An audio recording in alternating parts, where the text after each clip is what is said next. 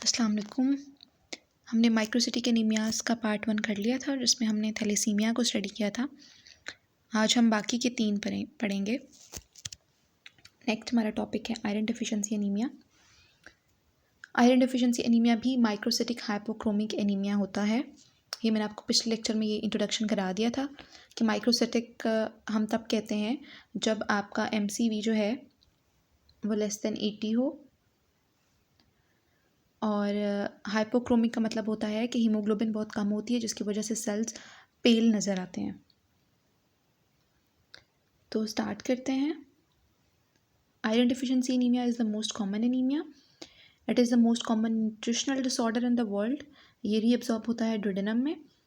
Oxidise iron जो है ferric form में जो आयरन होती है उसको हमने Fe+2 फेरस फॉर्म में कन्वर्ट करना होता है एब्सॉर्प्शन के लिए, अगर फेरिक फॉर्म रीअब्जॉर्ब नहीं होती। ठीक है, आयरन जो हम प्लांट सोर्स से लेते हैं वो फेरिक फॉर्म में होता है, जो हम मीट से लेते हैं, जो एनिमल सोर्स से लेते हैं वो Fe+2 फेरस फॉर्म में होता है। 80% of functional iron is found in hemoglobin. Rest is stored in macrophages, myoglobin enzymes. और जो आपका विटामिन C होता है वो रिड्यूस करता है फेरिक फॉर्म को फेरस फॉर्म में, और इसलिए ये इंपॉर्टेंट होता है आयरन की एब्जॉर्प्शन में। इसलिए आयरन सप्लीमेंट आप जब लें तो साथ आप विटामिन C भी लिया करें। कॉजेज़ इसके कौन कौन से हैं जी? इसमें है डाइटरी लैक बच्चों में और बूढ़ों में, क्योंकि डाइटरी लैक का मतलब है कि फूड से प्रॉपर आयरन उनको नहीं मिल रहा। या फिर आयरन डिफिशिएंसी कब होती है? जब आयरन की डिमांड बढ़ जाती है, यानी कि प्रेगनेंसी में, लैक्टेशन में, चिल्ड्रन बच्चों में ग्रोथ हो रही होती है तो आयरन ज़्यादा चाहिए होता है। लैक्टेशन में ऑल्दो मिल्क में बहुत कम जो है वो आयरन लॉस होता है, लेकिन मदर जो है वो रिकवर कर रही होती है, डिलीवरी और ब्लड लॉस वो सब कुछ जो हुआ होता है, तो उसके लिए उसको आयरन चाहिए होता है। प्रेगनेंसी में भी आयरन, क्योंकि RBC प्रोडक्शन ज़्यादा हो जाती है और प्लाज्मा वॉल्यूम भी ज़्यादा हो जाता है। प्लाज्मा वॉल्यूम का इंक्रीमेंट ज़्यादा होता है as compare to increase in RBCs, तो जिसकी वजह से फिजियोलॉजिकल एनीमिया ऑफ प्रेगनेंसी हो जाती है, क्योंकि हीमोडाइल्यूशन हो जाती है ज़्यादा प्लाज्मा वॉल्यूम की वजह से। ठीक है, तो आगे है जी इम्पेयर्ड एब्जॉर्प्शन सीलिक डिजीज़ में। Absence of villus surface, absorb ही नहीं होगा। गैस्ट्रेक्टमी में आपके पास गैस्ट्रिक एसिड कम होगा जो कि रिक्वायर्ड होता है आयरन के एब्जॉर्प्शन के लिए। आगे हैं जी GI ब्लड लॉसेस हो सकते हैं। It is most common in main and in post menopausal women. इसके कॉजेज़ कौन से हैं? हुक्वम, शिस्टोसोमियासिस। आगे देखते हैं, मैं आपको बताती हूँ कि ये कैसे GI ब्लड लॉस कराते हैं। पेप्टिक अल्सर, पेप्टिक अल्सर किसी जगह पे, यानी कि आप ये समझ लीजिए कि जो स्टमक की म्यूकोजल लाइनिंग है वहाँ पे कोई ज़ख्म हो गया है तो वो ब्लीड करेगा। गैस्ट्राइटिस में भी यही होता है, पहले इन्फ्लेमेशन होती है फिर अल्सर बन जाता है। और कोलोरेक्टल मैलिग्नेंसी, कोलोरेक्टल मैलिग्नेंसी में क्या होता है कि जो ट्यूमर होता है वो अल्सरेशन हो जाती है उस जगह पे, और फिर अल्सरेशन होती है तो फिर ब्लड लॉस होता है, ऑकल्ट ब्लड लॉस होता है। ऑकल्ट का मतलब ये होता है कि जब आप स्टूल टेस्ट कराते हैं तो फिर आपको माइक्रोस्कोपिकली पता चलता है कि इसमें ब्लड है, वैसे वो विजिबल नहीं होता। मेनोरेजिया, हैवी मेंस्ट्रुएशन और colorectal cancer which is the most common cause in patients above 50 years of age. अच्छा, हुक्वम में ये कैसे कॉज करता है? उसका जो ये इसकी 2 स्पीशीज़ आप याद कर लें, एनसाइक्लोस्टोमा ड्यूडिनियल या निकेटर अमेरिकन्स।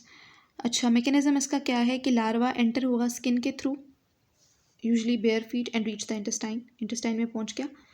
अब एडल्ट वर्म्स जो हैं वो अटैच कर जाते हैं मिकोजा के साथ और फिर ब्लड को सक करते हैं, एंटीकोगुलेंट्स को रिलीज़ करते हैं, और इवन जब वो डिटैच भी हो जाएं तो ब्लीडिंग होती रहती है। शिस्टोसोमियासिस में क्या होता है? इसकी कॉमन स्पीशीज़ कौन सी हैं? शिस्टोसोमा मैनसोनी और हेमाटोबियम। तो इसमें पैरासाइट एग्स जो हैं वो लॉज इन इंटेस्टाइनल वॉल और यूरिनरी ब्लैडर। एग्स जो होते हैं या तो इंटेस्टाइनल वॉल में होंगे, यूरिनरी ब्लैडर में होंगे। यूरिनरी ब्लैडर में होंगे तो वहाँ से फिर हीमेट्यूरिया होगा, इंटेस्टाइन में होंगे तो GI ब्लड लॉसेज होंगे, दोनों केसेस में एनीमिया होगा। इसके जो एग्स हैं वो इन्फ्लेमेशन कॉज करते हैं और फिर अल्सरेशन हो जाती है और फिर अल्सर्स पे क्रोनिक ब्लीडिंग होती है। ठीक है, आगे जी कोलोरेक्टल मैलिग्नेंसी का मैंने आपको पहले ही बता दिया कि कैसे it causes iron deficiency anaemia by chronic occult GI bleeding from the ulcerated tumour leading to gradual loss of iron and haemoglobin. Signs and symptoms देख लेते हैं। फिटीग, कंजक्टिवा चेक करेंगे, पैलर होगा, restless leg syndrome, pica, non food substances जैसे मिट्टी, रेत, ये सब खाने का दिल करेगा पेशेंट का, कोइलोनिकिया, स्पून शेप नेल्स हो जाते हैं, angular cheilosis and atrophic glossitis. इन दोनों का जो मैकेनिज्म है वो सेम ही है। एंगुलर चिलोसिस क्या होती है? पेनफुल फिशरिंग होती है एंड एंगल्स ऑफ माउथ। और एट्रोफिक ग्लोसाइटिस क्या होती है? ग्लॉसी शाइनी रेड टंग होती है, बर्निंग सेंसेशन, सोरनेस पेशेंट को फील होती है। अभी होता क्यों है? आपका जो मिकोजा है उसको डिवाइड करने के लिए, रीजनरेट करने के लिए आयरन की ज़रूरत होती है। जब आयरन अवेलेबल नहीं होता या आयरन की डिफिशिएंसी होती है तो वो उस स्पीड से रीजनरेट नहीं कर सकता अगर उसको कोई माइक्रो ट्रॉमास जैसे होते हैं। जैसे आप जब कोई चीज़ स्वॉलो करते हैं तो उससे टंग को, आपके म्यूकोजा को जो माइक्रो ट्रॉमास होते हैं उनको भी फिर वो कवर नहीं कर सकता आपका म्यूकोजा, क्योंकि उसको डिवाइड करने के लिए जो आयरन चाहिए था वो उस तरह से अवेलेबल नहीं होता। तो फिर फिशरिंग हो जाती है। पहले आपका म्यूकोजा उस जगह पे एट्रोफी हो जाती है। जब एट्रोफी हो जाए तो फिर वो एरिया जो है it becomes prone to cracking and infection. और लंग का भी, ये सॉरी लंग कह रही हूँ, टंग का भी यही सीन होता है। मैंने इसके लिए, हाँ ये मैंने लिखा भी था, epithelial atrophy due to nutritional deficiency. Mucosa जो है उसकी एट्रोफी हो जाएगी क्योंकि उसको सेल्स ही नहीं बन रहे, क्योंकि आयरन ही अवेलेबल नहीं है, वो थिन हो जाएगा। पेपला, लॉस ऑफ लिंगुअल पेपला वो कम हो जाते हैं और बर्निंग सेंसेशन और सोरनेस हो जाती है पेशेंट को। लैब फाइंडिंग्स में सीरम आयरन कम हो जाएगा, फेरेटिन कम हो जाएगा, ट्रांसफरेंट सैचुरेशन इंक्रीज हो जाएगी, total iron binding capacity increase हो जाएगी। लिवर जो है वो ट्रांसफरेंट ज़्यादा बनाता है ताकि जो आयरन अवेलेबल रह गया है एटलीस्ट उसको ट्रांसफरेंट बाइंड करे और फिर आपके जो रिक्वायर्ड जिन जिन जगहों पे है वहाँ पे आयरन को पहुँचाया जाए। रेटिंग काउंट इंक्रीज़ हो जाता है क्योंकि एनीमिक है पेशेंट। उसके अलावा हाइपोक्रोमिया और माइक्रोसाइटोसिस, एमसीवी आपको मिलेगा कम सीबीसी जब आप कराएंगे, और हाइपोक्रोमिया होता है क्योंकि एचबी कम होती है। बाकी ये जब आप पेरिफेरल स्मेयर पे चेक करोगे अगर, तो सेल्स आपको छोटे नज़र आएंगे और सेंटर से पेल नज़र आएंगे। ठीक है। थ्रोम्बोसाइटोसिस, क्योंकि एनीमिया में एरिथ्रोपोइटिन का लेवल ज़्यादा हो जाता है। एरिथ्रोपोइटिन का लेवल ज़्यादा हो जाता है। अब एरिथ्रोपोइटिन जो है इसका एक पॉजिटिव इफेक्ट होता है प्लेटलेट्स के प्रिकर्सर्स पे भी, तो फिर वो प्लेटलेट्स भी ज़्यादा हो जाते हैं पॉजिटिव। RDW इंक्रीज़ हो जाती है।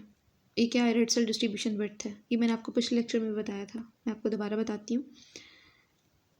सेल्स का साइज़, जब कोई सेल बड़ा होता है कोई छोटा होता है, इनके साइजेस डिफरेंट होते हैं। जब साइजेस डिफरेंट होंगे तो red cell distribution width increase हो जाएगी। ठीक है। वैसा होता क्यों है? आयरन डिफिशिएंसी जो है ये ग्रेजुअली डेवलप करती है, आहिस्ता आहिस्ता।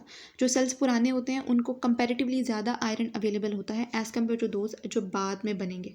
तो इनको ज़्यादा आयरन अवेलेबल था, इनका cells almost near to normal होता है, हीमोग्लोबिन इनमें होती है। जो जो बाद में अब ये आया है तो इसको इसकी निस्बत कम आयरन मिला है, इसका साइज़ छोटा है, अब इसको उससे भी कम मिला है। तो ये ग्रेजुअली आयरन डिफिशिएंसी डेवलप करती है और आयरन अवेलेबल आयरन जो है वो कम होता जाता है और सेल्स का साइज फिर छोटा होता जाता है और वो डिफरेंट साइज़ ऑफ सेल्स की पॉपुलेशन आपको मिलती है, जिसकी वजह से इसको हम एनाइसोसाइटोसिस कहते हैं और इसी की वजह से RDW इंक्रीज़ हो जाता है। थैलेसीमिया में ऐसा नहीं होता। थैलेसीमिया में ये नॉर्मल होता है या फिर स्लाइटली इंक्रीज़ होता है। उसकी वजह क्या है कि थैलेसीमिया एक जेनेटिक डिसऑर्डर है। जेनेटिक डिसऑर्डर सारे सेल्स को इक्वली इफेक्ट करता है। ठीक है। सारे सेल्स के साथ एक ही जैसा मसला है, कोई भी सेल वहाँ पे नॉर्मल हीमोग्लोबिन नहीं बना रहा। आयरन डिफिशिएंसी एनीमिया में ऐसा नहीं है। यहाँ पे आयरन जो है वो अनइक्वली अवेलेबल, पहले वाले जो सेल्स हैं, जो पुराने सेल्स हैं उनको ज़्यादा अवेलेबल है और जो बाद वाले हैं उनको कम अवेलेबल है। तो फिर उस साइजेस में भी उस लिहाज से डिफरेंस आता है। Red cell distribution width is a measure of variation in red blood cell sizes and it is called anisocytosis. अच्छा, आयरन डिफिशिएंसी एनीमिया की वजह से एक प्लमर विंसन सिंड्रोम भी हो जाता है। अब इसमें ये ट्राइएड होता है। कौन कौन सी चीज़ें होती हैं इसमें? Iron deficiency anaemia, oesophageal webs बन जाते हैं और फिर डिस्फीजिया होता है। डिस्फीजिया सिर्फ सॉलिड्स की वजह से, सॉलिड्स के लिए होता है, लिक्विड्स के लिए नहीं होता। और risk of squamous cell carcinoma of oesophagus इसमें इंक्रीज हो जाता है। अब इसका प्लमर विंसन सिंड्रोम का जो मैंने आपको ऊपर बताया है कि जैसे म्यूकोजा के जो सेल्स हैं उनको डिवाइड करने के लिए, ग्रो करने के लिए आयरन चाहिए। जब आयरन नहीं होता तो जो माइक्रो ट्रॉमाज होते हैं जो हम स्वालो करते हैं या फिर वो भी कवर नहीं हो सकते, इतनी डेफिशिएंसी हो जाती है आयरन की। तो फिर वो आहिस्ता आहिस्ता इन्फ्लेमेशन होती रहती है। जब इन्फ्लेमेशन होती रहती है तो उस जगह पे सेल्स तो उतने डिवाइड हो नहीं रहे कि उसको रिप्लेस कर सकें, उस जगह पे फिर फाइब्रोसिस हो जाती है। जब फाइब्रोसिस हो जाती है तो वो फाइब्रोसिस जो है acts like a drawstring pulling the mucosa inward forming a shelf like projection, जिसको हम esophageal web कहते हैं। इसको आप एक दफ़ा पढ़ भी लें। अंडरलाइंग डेफिसिट क्या है? Iron deficiency leads to impaired function of iron dependent enzymes necessary for epithelial cell turnover maintenance. The rapid cell turnover in the upper esophagus makes it particularly susceptible to this metabolic strain, resulting in a weakened and brittle mucosa, क्योंकि जो अपर oesophagus है उसके sales बहुत rapidly divide करते हैं, ठीक है। और अब तो नहीं कर सकते रैपिडली डिवाइड, क्योंकि अब तो रैपिडली डिवाइड करने के लिए जो चीज़ उनको रिक्वायर थी वो उनको मिल नहीं रही। तो अगर कोई थोड़ा सा भी डैमेज होगा ना तो वो डैमेज भी फिर कवर नहीं होता। Normal swallowing acts as a constant physical stress. Swallow करना भी एक स्ट्रेस बन जाता है कॉन्स्टेंटली, क्योंकि म्यूकोसा कॉम्प्रोमाइज हो जाता है, एट्रोफिक हो जाता है। Instead of perfect epithelial regeneration, bodies repair process results in chronic inflammation and submucosal fibrosis. ये फाइब्रोसिस जो है वो शेल्फ लाइक प्रोजेक्शन की तरह एक्ट करती है और ईसोफेजियल वेब बना देती है। ईसोफेजियल वेब बना देती है तो फिर there is difficulty to solids, to swallowing of solids. जब आप सॉलिड फूड को सॉलो करने की कोशिश करते हैं तो वो उसमें हिंड्रेंस आती है। ट्रीटमेंट में आपने फेरस सल्फेट देना होता है 200 mg 8 आवरली, और या फिर फेरस ग्लूकोनेट देना होता है। या आप उन लोगों को देते हो those who are not tolerant to ferrous sulphate, यानी कि डिस्पेप्सिया वगैरह गैस्ट्रिक सिम्टम्स आने शुरू हो जाते हैं। रिस्पॉन्स क्या कैसे आपने देखना होता है कि हीमोग्लोबिन जो है शुड राइज बाय 1 ग्राम पर डेसीलीटर एवरी 7 to 10 days। इतनी HP जो है वो इंक्रीज़ हुई भी होनी चाहिए। और increase retic count with in 7 days। आगे एनीमिया ऑफ क्रोनिक डिजीज़ है। ये मोस्ट कॉमन एनीमिया है हॉस्पिटलाइज पेशेंट्स में। स्टार्ट में नॉर्मोसिटिक नॉर्मोक्रोमिक होता है, बाद में माइक्रोसिटिक हाइपोक्रोमिक हो जाता है। MCV लेस देन 80, माइक्रोसिटिक वही होगा। कंडीशंस कौन सी एसोसिएटेड हैं? जो भी क्रोनिक कंडीशंस होंगी, क्रोनिक डिजीज़, क्रोनिक इन्फेक्शंस वगैरह। Chronic infections, malignancy, chronic kidney disease, autoimmune disease like rheumatoid arthritis and SLE। ये होता कैसे, इसकी थोड़ी सी पैथोजेनेसिस देख लेते हैं। पैथोजेनेसिस में जाने से पहले आपको एक बात पता होनी चाहिए कि फेरोपोटिन क्या होती है और हेप्सिडिन क्या होती है। फेरोपोटिन एक आयरन ट्रांसपोर्ट प्रोटीन है जो कि इंटेस्टाइनल सेल्स पे होती है और मैक्रोफेजेस पे होती है, हेपेटोसाइट्स पे भी होती है। Its role is to transport iron out of the cells. Intestinal cells पे होती है और फिर आपके GI से ब्लड में आयरन को ट्रांसपोर्ट करती है। और मैक्रोफेजेस में होती है, मैक्रोफेजेस में आयरन रिसाइकल होता है, ये दोबारा ब्लड में वापस आता है रिसाइकल होकर। RBC जब डिस्ट्रॉय हो जाते हैं स्प्लीन में। हेपेटोसाइट में, लिवर में भी आपका आयरन स्टोर होता है, तो वहाँ से हेपेटोसाइट्स के थ्रू इसको ब्लड में रिलीज़ किया जाता है। हेप्सिडिन एक पेप्टाइड हार्मोन है which is produced by liver that regulates iron balance in the body. It is considered the master regulator of iron metabolism. Hepcidin controls how much iron enters the bloodstream. जब भी कोई infection होगा आपकी body में तो जो भी bacteria pathogen जो भी आपकी बॉडी में चले गए हैं उनको ग्रो करने के लिए, रेप्लिकेट करने के लिए आयरन चाहिए। अब इस सिचुएशन में क्या होता है कि लिवर हेप्सिडिन की प्रोडक्शन को इंक्रीज़ कर देता है। हेप्सिडिन इंक्रीज़ हो जाती है। हेप्सिडिन की प्रोडक्शन जब इंक्रीज़ हो जाती है, ये आप देखें यहाँ पे, तो ये बाइंड करती है फेरोपोटिन के साथ। फेरोपोटिन के साथ जब बाइंड करेगी तो there is internalisation and degradation of ferroportin, और फिर iron export channels remove from the cell surface और iron becomes trapped within cells. ये मैं आपको बताती हूँ। फॉर एग्जांपल कि ये आपका सेल है और ये उस पर फेरोपोटिन है। हेप्सिडिन का लेवल जब ज़्यादा होगा, हेप्सिडिन आके इसके साथ बाइंड करेगी।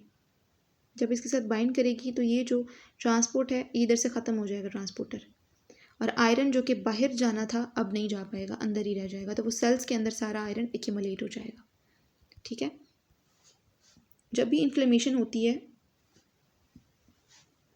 कोई इन्फेक्शन होता है तो जो इंटरल्यूकिन 6 है साइटोकाइन, इसका लेवल बढ़ जाता है, तो ये लिवर को स्टिमुलेट करता है कि वो हेप्सिडिन बनाए। अब हेप्सिडिन का काम क्या है कि वो इस आयरन ट्रांसपोर्टर को, फेरोपोटिन को डिग्रेड करा देती है ताकि आयरन जो सेल्स के अंदर है वो सेल्स के अंदर ही रहे, और जो एबनॉर्मल सेल्स हैं जैसे उसमें मेलिग्नेंसी में या फिर जो आपके बैक्टीरिया वगैरह हैं उनको आयरन चाहिए, तो इन बैक्टीरिया को और एबनॉर्मल सेल्स को जो कि कैंसर सेल्स हैं उन्हें आयरन ना मिले, ठीक है, ताकि क्योंकि हमें पढ़ा है कि पैथोजेंस आयरन की वजह से ही ग्रो करते हैं। तो उसका रिजल्टिंग इफेक्ट क्या होता है कि आयरन मैक्रोफेजेस में से भी रिलीज़ नहीं होता, रिसाइकिल होकर जो आयरन बाहर निकलना था, और एब्जॉर्प्शन भी उसकी इंटेस्टाइन से कम हो जाती है। फिजियोलॉजिकल कॉन्सिक्वेंसेस क्या होते हैं कि iron is unable to enter the blood, और बोन मैरो में भी आयरन फिर कम हो जाता है, तो फिर एरिथ्रोपोइसिस भी नॉर्मल नहीं हो सकती, तो पेशेंट एनीमिक हो जाता है, ठीक है। अब सीरम आयरन कम है ना, ब्लड में आयरन कम है आपका, लेकिन सेल्स के अंदर तो मौजूद है, स्टोर्ड फॉर्म में तो वो है, तो फेरेटिन लेवल्स आपके एलिवेटेड हो जाते हैं। ये मैंने बता दिया आपको वाई हेप्सिडिन इंक्रीजेज इन इन्फ्लेमेशन, क्योंकि इंटरल्यूकिन 6 जो होता है वो इंक्रीज़ हो जाता है और फिर ये हेप्सिडिन को भी इंक्रीज़ कर देता है। हेप्सिडिन फिर आयरन को अनअवेलेबल कर देती है to the pathogens and the abnormally dividing cells. Body tries to hide iron from pathogens because many bacteria and other molecules need iron to grow. Lab findings में HP लो होता है आपका, MC भी लो होता है, सीरम आयरन डिक्रीज़ हो जाएगा, लेकिन फेरेटिन जो है वो इंक्रीज़ हो जाएगी, टोटल आयरन बाइंडिंग कैपेसिटी भी डिक्रीज़ हो जाएगी। क्यों? इन्फ्लेमेशन में ट्रांसफेरिन का लेवल वैसे भी कम हो जाता है, ठीक है। लिवर जो है इन्फ्लेमेशन में ट्रांसफेरेंट को कम बनाता है, तो टोटल आयरन बाइंडिंग कैपेसिटी क्या होती है, अवेलेबल ट्रांसफेरेंट को ही टोटल आयरन बाइंडिंग कैपेसिटी कहते हैं, तो वो भी डिक्रीज़ हो जाएगी, क्योंकि ब्लड में आयरन को बाइंड करना होता है ट्रांसफेरेंट ने, और फिर उसको जो है अपने टारगेट्स पे लेके जाना होता है, लेकिन अब ब्लड में तो आयरन है ही नहीं ना, बहुत कम हो गया है, तो जिसकी वजह से फिर लिवर ट्रांसफेरेंट बनाना भी कम कर देती है, ट्रांसफेरेंट सैचुरेशन भी डिक्रीज़ हो जाएगी, रेड सेल डिस्ट्रीब्यूशन विड्थ आपकी नॉर्मल रहती है। अब ये जो सॉल्युबल ट्रांसफेरेंट रिसेप्टर्स हैं ये तो नॉर्मल होते हैं या फिर इंक्रीज़ हो जाते हैं, सॉरी इंक्रीज़ नहीं, डिक्रीज़ हो जाते हैं, ये मैं आगे आपको बताती हूँ, इसकी मैंने एक स्लाइड बनाई हुई है। अच्छा, रेड सेल डिस्ट्रीब्यूशन विड्थ जो हमने पढ़ी थी एनीमिया ऑफ क्रोनिक डिजीज़ में, ये नॉर्मल है, लेकिन आयरन डेफिशिएंसी एनीमिया में ये इंक्रीज़ हो गई थी, तो ये ऐसा क्यों है? ये बात मेरे ख्याल से मैंने आपको पहले बताई हुई है कि आयरन डेफिशिएंसी एनीमिया में जो डेफिशिएंसी होती है वो ग्रेजुअली डेवलप करती है। जो ओल्डर सेल्स होते हैं उनको आयरन अवेलेबल होता है कंपैरेटिवली ज़्यादा as compare to newer cells. अब जितना आयरन इसको अवेलेबल है इसको कम अवेलेबल है, इसका आयरन कम होता है और इसका ज़्यादा होता है, जिसका ज़्यादा होता है उसका साइज़ बड़ा ही होगा, और जो इसके बाद बनेगा उसका साइज़ इससे भी छोटा होगा, और जो इसके बाद बनेगा उसका साइज़ इससे भी छोटा होगा, तो ये डिफरेंट साइजेस ऑफ सेल्स होते हैं। Red cell distribution width increase हो जाती है, ठीक है। लेकिन एनीमिया ऑफ क्रोनिक डिजीज़ में ऐसा नहीं होता, आयरन एब्सेंट नहीं होता, it is trapped in storage due to increased hepcidin. Bone marrow के पास कंसिस्टेंटली लो आयरन है, बोन मैरो के पास आयरन कम ही है, कम ज़्यादा नहीं हो रहा, तो वो सब सेल्स को एक जैसा ही देगी ना, तो सेम कंसिस्टेंट डिवीजन होती है फिर आयरन की, तो फिर बहुत ही कम जो है वो वेरिएशन आपको आरबीसी साइजेस में मिलती है, जिसकी वजह से फिर आरडीडब्ल्यू यूजुअली नॉर्मल रहती है। एन आइसोसाइटोसिस जितनी ज़्यादा होगी तो आरडीडब्ल्यू ज़्यादा होगी, अगर वो कम है तो फिर बिल्कुल आरडीडब्ल्यू आपकी नॉर्मल रहती है, फिर माइल्डली इंक्रीज़ करती है। अच्छा, आपने डिफ्रेंशिएट कैसे करना होता है, ये एक इंपॉर्टेंट पॉइंट है, एनीमिया ऑफ क्रोनिक डिजीज़ को फ्रॉम आयरन डेफिशिएंसी एनीमिया। ये आपने करना होता है through soluble transferrin receptor. Transferrin receptor present होता है on the surface of erythroblasts and binds transferrin to take iron into the cell, ठीक है। A small portion of this receptor is cleaved and release into the blood, जिसको हम soluble transferrin receptor कहते हैं। So more receptors on sales, more soluble receptors in blood, ऐसी बात है। तो आयरन डेफिशिएंसी एनीमिया में एरिथ्रोब्लास्ट के ऊपर ट्रांसफेरेंट रिसेप्टर्स ज़्यादा हो जाते हैं ताकि वो जितनी भी ट्रांसफेरेंट अवेलेबल है उसको सारी को बाइंड करें और जितना भी आयरन बचा है वो सारे का सारा अवेल करें और फिर एनीमिया को ओवर करने के लिए आरबीसी प्रोडक्शन करें। लेकिन एनीमिया ऑफ क्रोनिक डिजीज़ में क्या होता है,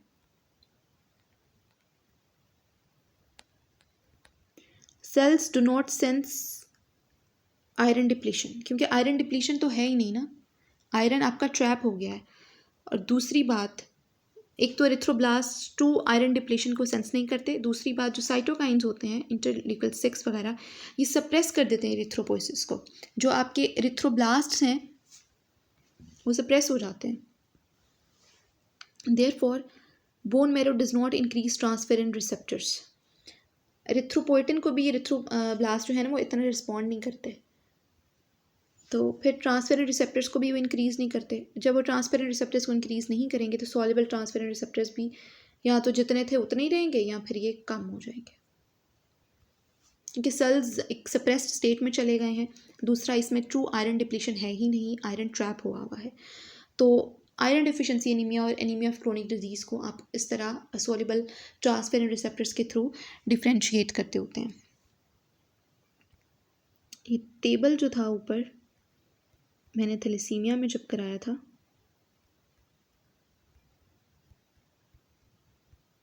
ये रहा,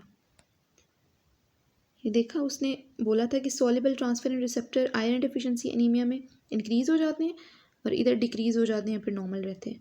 सीरम फेरेटिन की भी एक डिफरेंस है, सीरम फेरेटिन आयरन डिफिशिएंसी में डिक्रीज़ होता है लेकिन एनीमिया ऑफ क्रोनिक डिजीज़ में ये इंक्रीज़ हो जाता है। और RDW ये गलत लिखा हुआ है, डिक्रीज़ नहीं होती है, RDW हमेशा नॉर्मल रहती है फिर इंक्रीज़ होती है, ठीक है। थैलेसीमिया में सब नॉर्मल रहता है क्योंकि थैलेसीमिया में आयरन की कोई इशू है ही नहीं। थैलेसीमिया जो है एक जेनेटिक डिसऑर्डर है, आयरन स्टडीज़ इसमें नॉर्मल ही रहेंगी। आगे चलते हैं। अगर आपको ये PDF चाहिए हो तो मुझे कमेंट्स में बता दीजिएगा, PDF आपको मिल जाएगा।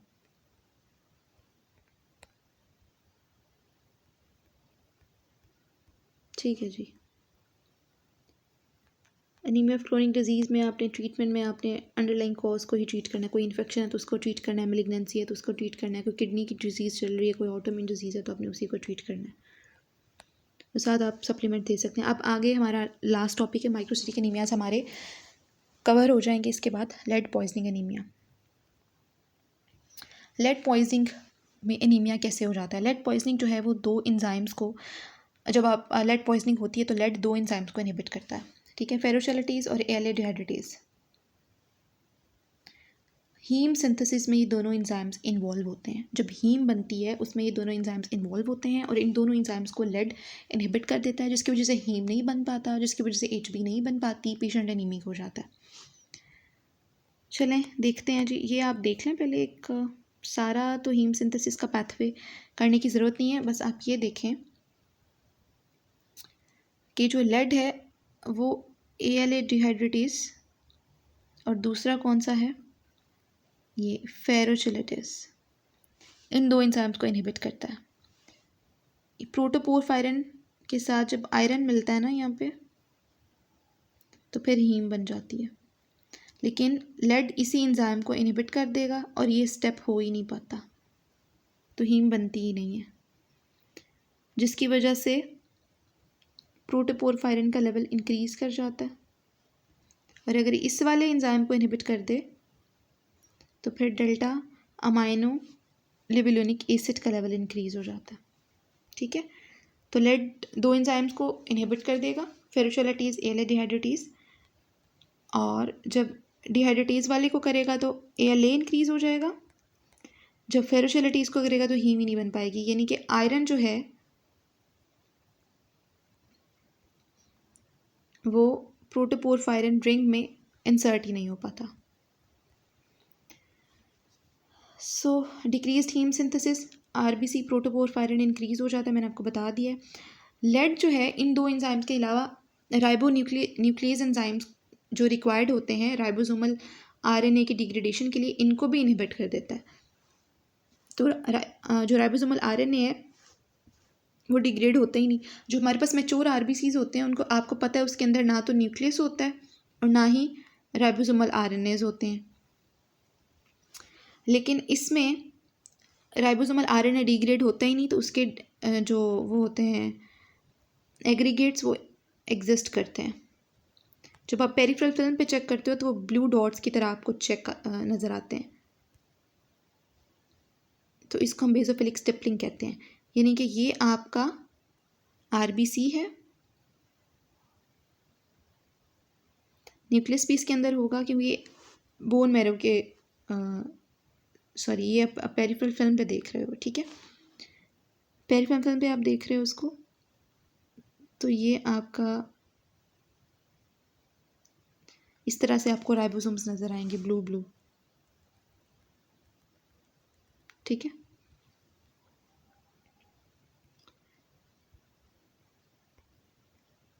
अब लेड पॉइजनिंग के सिम्टम्स क्या होते हैं? लेड पॉइजनिंग में एक तो ब्लू ब्लैक लाइंस बन जाती हैं आपके जंजवा पे। लेड जो है वो रिएक्ट करता है सल्फ़र आयरन के साथ, और जो लेड सल्फाइड प्रेसिपिटेट्स होते हैं वो डिपॉजिट हो जाते हैं, ब्लू ब्लैक लाइंस हो जाती हैं। उसके अलावा मेटाफिजिक्स ऑफ लॉन्ग बोन्स पे भी आपको लेड लाइंस मिलती हैं, ये एक्सरे फाइंडिंग है। सिद्रोब्लास्टिक एनीमिया हो जाता है। अब सिद्रोब्लास्टिक एनीमिया मैं आपको बताती हूँ कि ये क्या होता है। रिंग्ड सिद्रोब्लास्ट होते हैं इसमें। एब्डोमिनल पेन होती है क्योंकि लेड जो है वो हाइपर कॉन्ट्रैक्टिलिटी कॉज करता है स्मूथ मसल्स की, जीआई के। इनकेफ्लोपैथी हो जाती है। लेड क्रॉस करता है आपका ब्लड ब्रेन बैरियर को और डैमेज कर देता है एंडोथीलियम को, ब्रेन एडीमा हो जाता है, सीजर्स वगैरह हो जाएंगे उसे, कन्फ्यूजन, और वो न्यूरोटॉक्सिक भी होता है। ये बेसोफिलिक स्टिपलिंग जो अभी मैं आपको बता रही हूँ, यानी कि बेसोफिलिक स्टिपलिंग क्या है कि ये आरबीसी है और इसके अंदर जो राइबोसोमल आरएनए वो आपको इस तरह नज़र आते हैं, डिग्रेड ही नहीं होते। और आपका रिस्ट ड्रॉप हो जाता है, फुट ड्रॉप हो जाता है, रेडियल पेरोनियल नर्व्स डैमेज हो जाती हैं।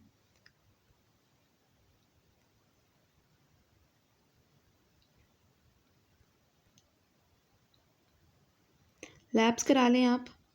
सीरम आयरन आपको इंक्रीज़ मिलता है। क्यों सीरम आयरन आपको इंक्रीज़ मिल रहा है? क्योंकि आयरन तो अवेलेबल है, लेकिन लेड पॉइजनिंग की वजह से वो प्रोटोपोरफायरिन रिंग में इंसर्ट ही नहीं हो पा रहा। जब इंसर्ट ही नहीं हो पा रहा तो हीम नहीं बन रही। आयरन का मसला नहीं है, वो अवेलेबल है, लेकिन हम उसे यूटिलाइज़ नहीं कर पा रहे, तो फेरेटिन इंक्रीज़ हो जाती है। लिहाजा आयरन, अब ब्लड में भी आयरन ज़्यादा हो गया है। आयरन हम ले भी ठीक रहे हैं, सब कुछ स्टोर्ड फॉर्म में स्टोर भी हो रहा है आयरन, और ब्लड में पीछे से नॉर्मली आता भी जा रहा है, लेकिन हम उसे यूटिलाइज़ नहीं कर पा रहे। और टोटल आयरन बाइंडिंग कैपेसिटी जो है या तो ये नॉर्मल रहती है या फिर ये डिक्रीज़ हो जाती है। जब आयरन ओवरलोड हो जाए तो फिर ट्रांसपेरेंट कम हो जाती है, लिवर फिर इसको बनाना कम कर देता है। हाँ, ये रिंग सिड्रोब्लास्ट की मैं बात कर रही थी। ये क्या होता है कि आयरन लेडन माइटोकॉन्ड्रिया जो है वो एक रिंग बना लेता है around nucleus, visible through Prussian blue stand. इसको सिद्रोब्लास्टिक एनीमिया कहते हैं। इसलिए लेड पॉइजनिंग की वजह से जो एनीमिया होता है वो सिद्रोब्लास्टिक एनीमिया होता है। सिद्रोब्लास्टिक इसलिए क्योंकि जो इसके अंदर रिंग्ड सिद्रोब्लास्ट हैं, यानी मैं आपको बताती हूँ ड्रॉ करके, ये आपका आरबीसी है, इसके अंदर न्यूक्लियस है। अब जो माइटोकॉन्ड्रिया के अंदर आयरन है, ठीक है, और वो सारा माइटोकॉन्ड्रिया जिसके अंदर आयरन है वो इस तरह करके रिंग बना लेगा। तो ये रिंग सिद्रोब्लास्ट्स हैं। मैंने आपको पीछे बताया है कि ये जो स्टेप होता है ना, आयरन प्लस प्रोटोपोरफायरिन एंजाइम फेरोचैलिटीज़, और फिर ये कन्वर्ट हो जाता है किसमें, हीम में। अब फेरोचैलिटीज़ एंजाइम तो इनहिबिट कर दिया है लेड ने, तो ये माइटोकॉन्ड्रिया के अंदर ये स्टेप हो रहा होता है। तो आयरन अब माइटोकॉन्ड्रिया के अंदर उसी तरह से पड़ा हुआ है। अब वो माइटोकॉन्ड्रिया जो है वो आयरन जो है वो सारे रिंग बना लेते हैं न्यूक्लियस के गेट्स, तो इसको रिंग्ड सिद्रोब्लास्ट कहते हैं। सो लेड पॉइजनिंग की वजह से ये जो है एंजाइम्स इनहिबिट हो रहे हैं, आयरन एक्यूमुलेट अंदर हो रहा है और रिंग सिद्रोब्लास्ट बन रहे हैं, ये इस तरह से।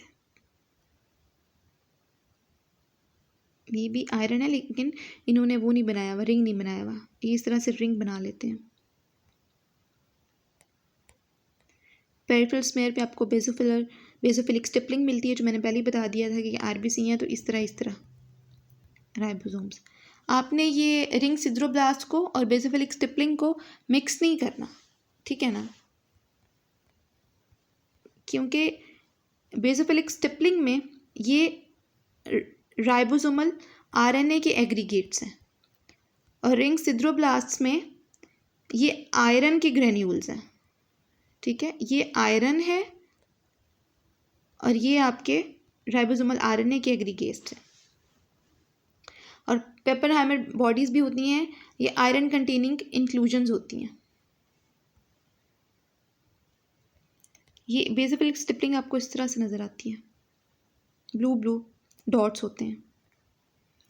पेपरहाइमर बॉडीज़ आपको इस तरह नज़र आएंगी, ये भी ब्लू ब्लू होंगे। ट्रीटमेंट में आपने सोर्स को रिमूव करना होता है, ये बैटरीज और पेंट्स वगैरह में लेड होता है, तो आपने इनका एक्सपोजर कम करना होता है। बाकी फिर आपने चिलेटर्स यूज़ करने होते हैं जो लेड को बाइंड कर लें और एक्सक्रीट हो जाएं बॉडी से। ये आगे देखें आप, डायमरकेप्टोसक्सेनिक एसिड है, ये एक ओरल चिलेटर है, लेड को बाइंड करता है ब्लड में और टिश्यूज़ में और एक्सक्रीट हो जाता है यूरिन में। बच्चों में यूज़ किया जाता है और मॉडर्ड लेड पॉइजनिंग में यूज़ होता है।